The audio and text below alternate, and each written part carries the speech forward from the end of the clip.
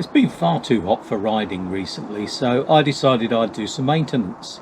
And one of the things I had to really get to grips with was changing the brake pads. Now, it's not a difficult job, but what I found is that when I looked at how much these pads were for the Ribble on the Shimano 105, we were looking at roughly £50 to do both wheels. And I couldn't understand why they were so much more expensive. And then of course I realized it's because these are finned pads. So my next question was, do I need the fins for the type of riding I do? Now my research suggested that I don't need those pads.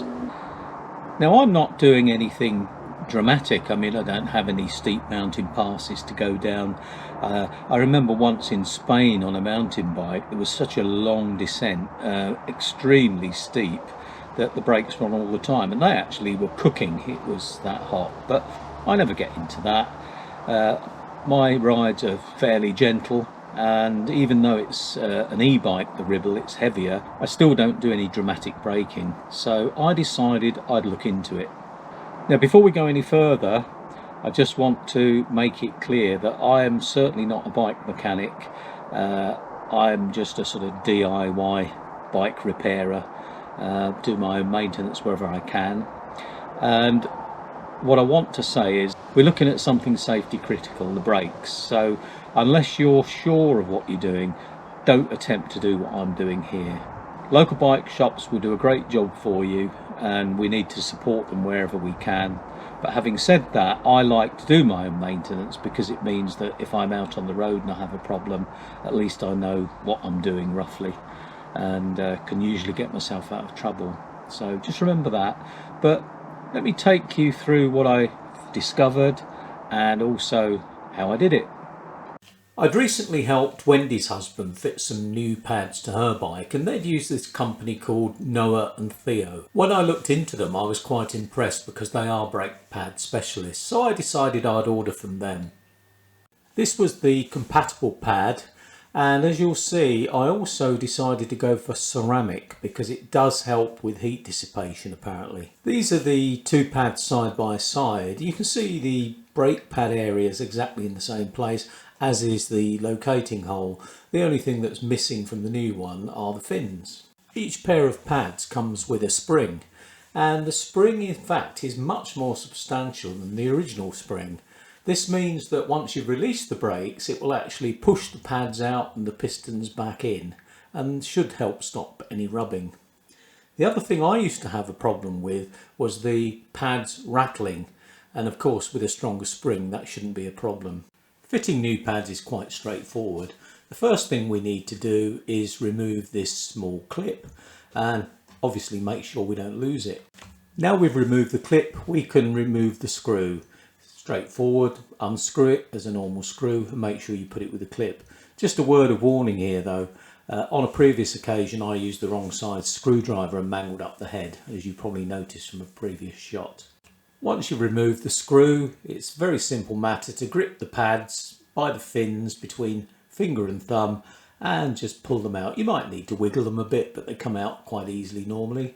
Now we've removed the pads, we can clearly see the two pistons here. They're the off-white, they clearly need a clean. So what we're going to do is, with the pistons still retracted, we're going to spray with some degreaser, just generally degrease the area. And with a soft clean paintbrush, I'm just giving the area a good scrub to loosen up the grease. And then a good sluice with clean water just to get rid of all that degreaser. Once thoroughly dry, I am now pushing out the pistons by applying the brake. Now not too far, you don't want them to come all the way out. And I'm cleaning them with a cotton bud soaked in isopropyl alcohol. Once the cleaner has totally evaporated, we now need to re-lubricate the pistons. So with the pistons still out, I'm applying a silicone spray. Now they're lubricated, we just need to exercise the pistons to make sure that lubricant penetrates. But again, make sure you don't go too far and the pistons pop out. With the pressure released from the brake, or if you've got mechanical disc brakes, just slacken off the cable. You now need to push those pistons back in. Now the easiest way I find without the proper tool is to use just a tyre lever, plastic tyre lever, and my thumb, and either side just put some pressure on and they should slide back into place. We can now assemble the pads into the spring, and it's vital that we don't touch these with our fingers. We don't want to contaminate the pad surface. And then it's just a case of hold the pads together and slide them into the caliper.